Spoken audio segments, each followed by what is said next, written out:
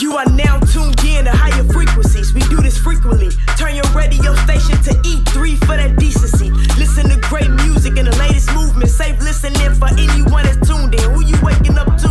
Anna DeShawn, Q Crew and friends. It's that real talk. Online radio with the spins. You caught up in traffic, frustrated. Just check in with E3 to shift your vibrations and get elevated. That's queer radio done right. Choose to be yourself. That's the only way to live life, and that's how it's done here. Just know y'all tuned in to the greatest. Ain't no competition. We ain't worried about the other stations. Check. Welcome back to the show, family. You know, this is Anna DeShawn right here on E3 Radio, your number one stop for queer radio done right. And this is Wake Up with Anna and Friends, of course. And my friend today is Alderwoman Maria Hadden from the 49th Ward here in Rogers Park. What's going on? Good morning. It's good to be back. It is good to be back. Good to be seen, heard, all the things.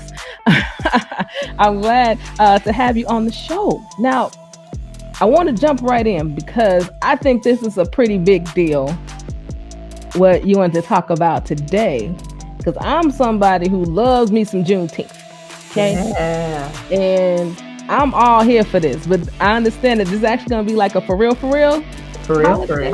Yeah, for real holiday. So we've been working since November of 2019. We working with organization called the Black Remembrance Project. A friend of mine, Lucretia Burtz, several other community members who they started this effort of, you know what, Chicago should have Juneteenth as a paid city holiday. So fast forward, right? They organized themselves. They've got their mission, and they connected with my office. Some of the folks on my team, Torrance Gardner and Tiffany Liner, two of my staff members who put so much time and effort into this, right? They're also Black folks here in our city, and this was near and dear to their hearts as well as mine. And so, we put together this resolution in November of 2019. A city holiday, just like anything in the city, it's a lot of work. So, right, it's been multiple years. It's been a lot of effort. We've had a ton of support in city council, right? So this isn't like a thing that people have opposed. What we didn't know when we were starting this journey in November of 2019 is the huge changes that we would see in 2020, especially, right? Like, coming off of the murder of George Floyd, that new wave, right, of just movement that sparked from that, everything we've been going through in the pandemic, and just all the protests, right, the civic action, the civil actions, really bolstered. And if you can remember, like Juneteenth 2020 was big. And it catapulted us forward. So what we were able to do last year was to get an approval for Juneteenth to be this official day of observance. So basically it's the equivalent in Chicago of what we have of a holiday, but not like a paid day off where city buildings are closed. And not to bore people, but I'll tell you, most of the work around Juneteenth as a holiday, it's all been HR, right? It's like the city holiday, the legal term, it's HR, who gets time off, which buildings open. And so most of the difficulty has been, do we have to pay for this? How much is it going to cost? Which buildings are open? How do we train the managers? But long story short, we found a good budget neutral solution and decided to move the city of Chicago forward into a floating holiday policy, right? How do we have cultural celebrations? How do we have more options for people to celebrate without necessarily adding additional days off to people's vacation schedules? And that was the fight. But I'll say the support that we've got and where we're at now is this exciting place where, we've got this day of observance. We've got a commitment to actually bring it to the full city holiday, which we should be able to get to by the end of this year.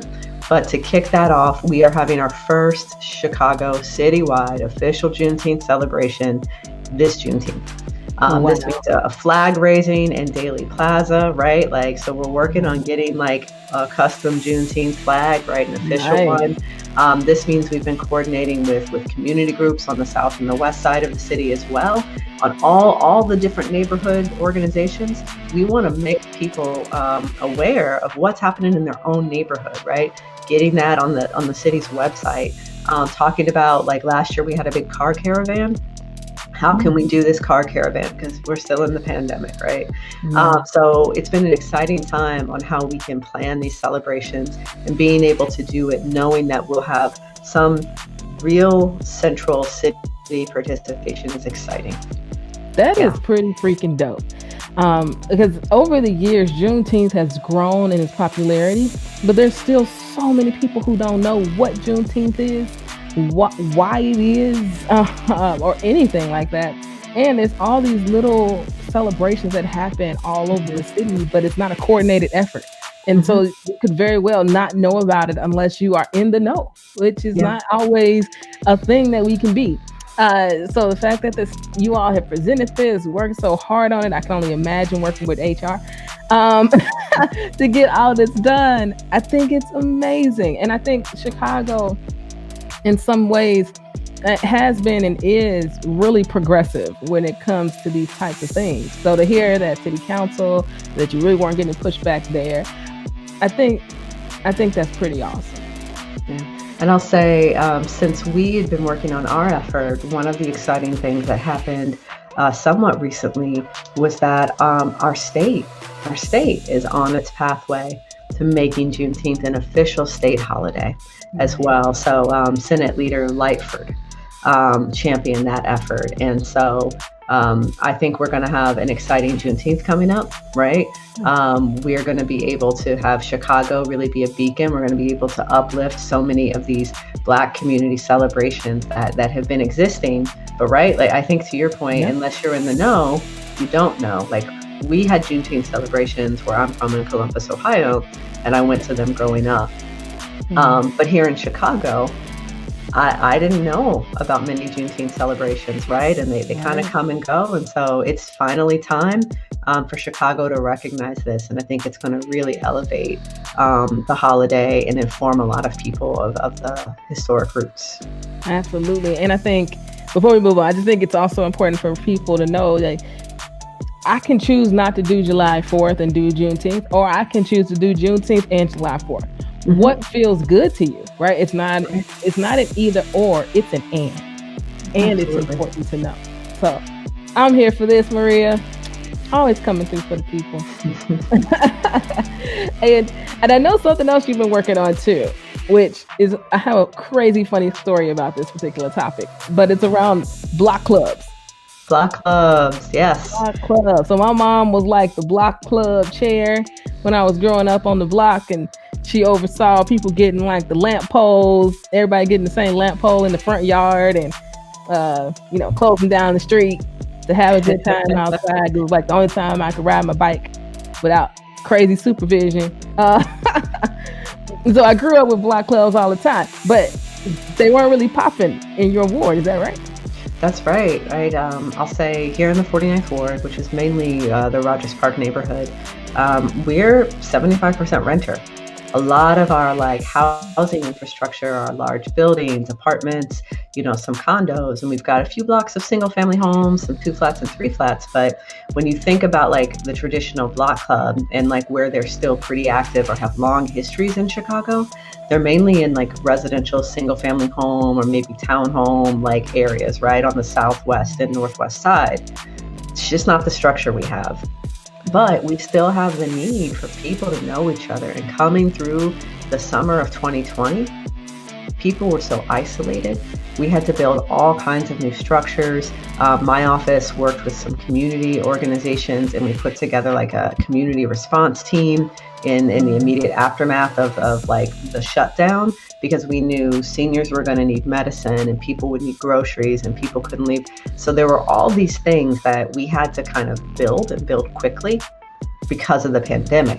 And so going through 2020 and our experience to date, one of the things in hearing people's problems and getting constituents calling our office, and from fireworks to increased shootings, right, to all kinds of issues people were having, we decided that we needed to set up a structure by which neighbors could get to know neighbors, people could feel like they have some kind of control and agency in their block, and that we would build it around activities that we were planning. So things that can reinforce our social bonds, ways that we can help people feel empowered to do little things in their own area. And so our program is called Block by Block. Nice. I love that. And it's funny. It makes sense when you've got renters that there wouldn't necessarily be a block club. I just see a block and think that there should be a club. But some of it's like, sometimes it's because if you're renting, you may not be in a place, but we have a lot of long-term renters. More of the challenges is not so much a renter versus homeowner, though there's still, I'll say there's still a real ingrained difference in people who own a home. You're going to be there for a while, and people who own a home sometimes feel like they're more entitled to a space. Yeah. And people who are renting, even if you're there for a while, I've definitely encountered people who, because of some of our ingrained social norms, they don't feel as entitled to the space, and they are.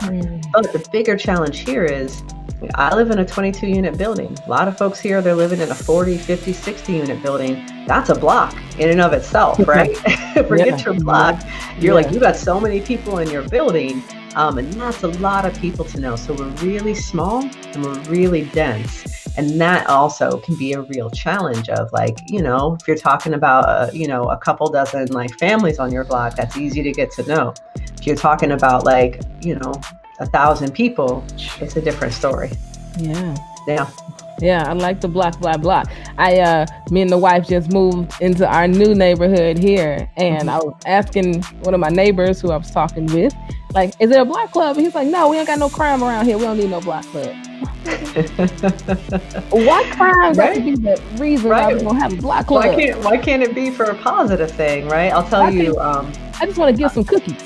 Right. People want to do their cleanups. They want to see people. There's positive reasons why you want to know your neighbors. Like, what if your mail's misdelivered, right? What if you need somebody to water your trees or your garden? I don't know. There's lots of good reasons and positive reasons why a block club can be a great space and format for you to set up on your block. Yeah, I agree. My goodness, I'm like crying. I was like, I'll deal with you a different day. No cookies for that neighbor. No. Good grief. I'm like, there's so many other reasons. But either way, he talks a lot, so that's all I can give him at the moment. So Maria, it's been great having you back on the show. I look forward to having you back in the next couple of months. Yeah, now, I can't wait to talk soon. I can't wait. And I know you've been listening to music, and I know you've been working out, and I know you got mad playlists. It's usually a little old school. You know what I'm saying? You want to drop any new gems on the people? Oh, I'll say what's been really exciting lately is actually, I don't know if you remember this. So I made this Spotify playlist for my 40th birthday. Yeah. Right back in January, and I've been back on that. So we're going even further back. We're into the 90s. We're into good old 90s R&B and hip hop for the most part. And so still traveling backward in time. Maybe the next time we talk, I'll be in the 60s or the 70s. You are going back. But I do love the 90s and 90s. So y'all know, if y'all listen to the show at 9:00 every day, I throw it back with a 90s hit. There you go. The 90s, I'm a 90s. It's good. It's good stuff, right? It's good music. Sometimes you got to slow it down with some In Vogue, then you want to speed it up. You get your hip hop on with salt and pepper. It's some good stuff in the 90s. It's good stuff, yeah. Good stuff. Maria, thank you. No, always a pleasure. For joining me. And family, you know what you tuned into. E3 Radio, your number one stop, right? For queer radio done right. Don't go nowhere, okay? Be right back.